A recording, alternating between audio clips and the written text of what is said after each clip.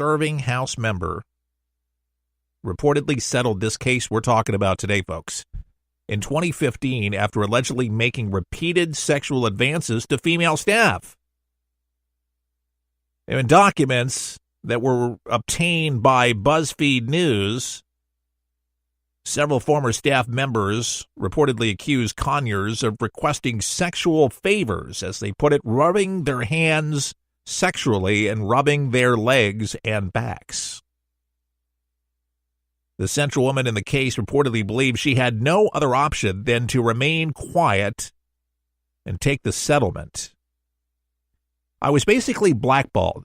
There was nowhere to go. Her identity remains anonymous, reportedly due to fears of retribution. Conyers, how old is he? 88 years old? He served in the House for decades, as some of you might know that, but he has, and he was active in the civil rights movement and helped found the Congressional Black Caucus and now the top Democrat on the House Judiciary Committee. So this is pretty big, folks. Wow. But it's on record. Greta Van Susteren, she had well, she's a lawyer, but she used to have that show On the Record. Loved it. Missed that. But, in 2015, making repeated sexual advances paid her off. It was a payoff. Now, Fox News did that for Bill O'Reilly. Reportedly for years, they did it, and it just became too costly after the New York Times blew that bombshell. It's just, man, this is bad. This is bad. But they're coming out, and I'm telling you, this is just the beginning. I mean, this is just so riddled with sex. It's just everywhere. My goodness, I mean, people can't control themselves. They just, with these kind of positions, geez, really? House Speaker Paul Ryan called the report extremely troublesome in a statement released today, actually. He noted he already had directed the Committee of House Administration to conduct a full review of all policies and procedures related to workplace harassment and discrimination. Fox News has not independently confirmed the allegations, and Conyers' office did not respond to requests for comment. According to BuzzFeed News, though, the Congressional Office of Compliance did not confirm or deny dealing with the case. Pursuant to the Congressional Assembly Act, the OOC cannot comment on whether matters have or have not been filed with the office. Laura Seach, Publications and Outreach Manager at the Office of Compliance, was telling BuzzFeed this. House Minority Leader Nancy Pelosi of California said that she was not aware of the reported settlement involving Conyers. And now Senator Al Franken has now been accused by two women of groping them without consent and another one at a fair just recently.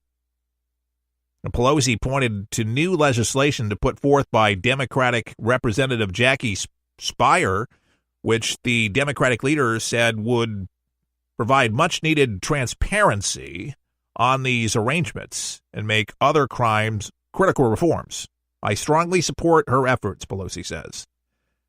The report said the women who settled with Conyers ended up with confidentiality agreements, say that real fast, in exchange for, well, it's rough for me, and for roughly $27,000 settlement, which reportedly came from Conyers' office budget, as opposed to a massive fund that has been used to settle hundreds of cases with federal employees. The revelations about Conyers' alleged conduct, and they have to put that in there, alleged conduct, are just the latest in a series of allegations shaking the halls, as they put it, Capitol Hill in recent days. Last week, a TV and radio broadcast host that was located in California, Lee Ann Tweeden, accused, remember this one last week, Al Franken, of groping and kissing her without her consent. On Monday, a second woman, Lindsay Mentz, accused Franken of groping her in 2010 while they took a photo together. And Senate Republican candidate Roy Moore in Alabama is battling multiple allegations. The woman whose account started the controversy spoke out, and we played the audio from the Today Show, and she said she was absolutely not paid to go public. That's, I had to add that in there because in the first segment I said, what would be the motive? Pay? Popularity? Prestige? Oh my goodness, look what I did. It's like Monica Lewinsky, the stigma of being the White House, what. It's not a badge of honor. And believe it or not, men go through this. Men get raped too. And I know some of you are sick. You'd like it. But seriously, it does happen, believe it or not. There's men that are overtaken and they're shamed. But it's probably not as prevalent. But just lately, there's been this weird string of, teachers? Teachers that like young students. Lots of that parading all over the country. That's, but, I think, and I go back to what I've said with the disintegration of the entertainment business. Every movie that just about comes out from Hollywood, not all, but the faith-based movies I like. But it just seems like it's just overly sexy, and you wonder why people do this. I did stumble upon something, and from time to time I like to share it, but if you like great programming, wholesome entertainment, faith-based stuff, there is an alternative. Well, you can watch the Hallmark Channel, and you can watch reruns of Highway to Heaven with Michael Landon. And by the way, that was one of my favorite shows. My daughter actually likes it. It was just well done. Good moral stories, helps people, yada, yada. It's called Pure Flix. And I'm not making a dime off talking about this right now, but it's a portal that you can get through just about, any device. It's an app that allows you to watch programming, and yes, there's a subscription. But the idea is that you're not going to have programming that you're going to have to call into question with your children or yourself, and you don't have to have that imagery put in front of you and shoved down your mouth. Pure Flix. Check it out. It was just introduced to me by a friend, and it's just nice to have that wholesome entertainment. You just walk away feeling better about things. I just think that Hollywood goes way overboard, and they wonder why people act the way they think they act out what they see in the movies. You ever hear the saying, monkey see, monkey do? Human beings do it, and even into adulthood. They just do it, and it's extremely frightening. But they act this out, and no repercussions until they are found out. Then they're so embarrassed. All these women are crazy. I never did it, lie and deny. Anyways, let's move on to a story that we talked about Border Patrol yesterday. Just a little follow-up. Sandy Fitzgerald from Newsmax put this together, so I would like to give credit to her. But she was talking about the Department of Homeland Security and said that, according to Chavez, did not respond quickly enough to the death of a Border Patrol agent and the injuries of his partner, as they didn't put a noose around the area to catch their attackers or issued a statement in a timely manner. Former Utah Congressman Jason Chavez said today they didn't catch these proprietors. Chavez, now a commentator on Fox News, they didn't put a noose around that and tighten it and catch these folks. They didn't do that, and they delayed that statement. This should not happen. Sound off on Murdered Border Agent on Twitter. In a statement, the agency said Border Patrol agents from Big Bend sector and the Culberson County Sheriff's Department secured the scene, and that the Border Patrol Special Operations Group and agents CBP's Air and Marine Operations was searching the area for potential suspects or witnesses. I think Homeland Security is doing a great job of injustice when they put out that statement and said we blanketed the area. Chavez said no, they didn't. They didn't catch these predators. They didn't put a noose around that and didn't tighten it and didn't catch these proprietors. And they didn't do that. They delayed that statement. Meanwhile, amidst all of this accusations, a U.S. official said the surveying agent who had radioed in for help, he said he doesn't remember what happened. Martinez was found at the bottom of a 14-foot culvert where investigators said that he may have fallen. The area where the men were injured is well known for drug activity. The FBI said Monday that the agents were found Saturday night. Customs, however, did not issue its statement on the injuries until Sunday. Several officials, though, have said Martinez and his partner were attacked by Rush Carter, a supervisor for the U.S. Customs and Border Patrol region that included the area where Martinez died, said the agency can only confirm that the men were injured while performing their regular duties. We are waiting for the investigation to fully determine how those injuries happened.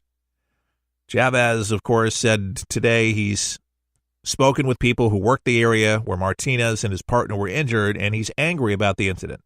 Most of the time when these agents go out, they are going by themselves, said Chavez, in the wee hours of the morning. An alarm goes off. He is following some tracks and is ambushed and killed.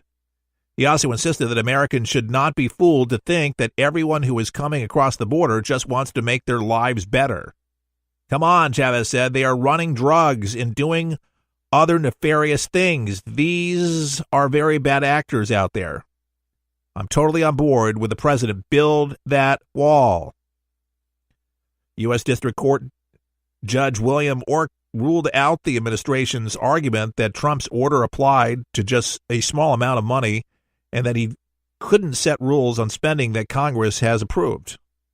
The way to actually solve this is actually on December 8th, said Chavez, explaining that the reauthorization for the government's funding bill has to happen by then. One or two sentences placed into the funding bill, which will pass, will solve this problem, give the president the authority.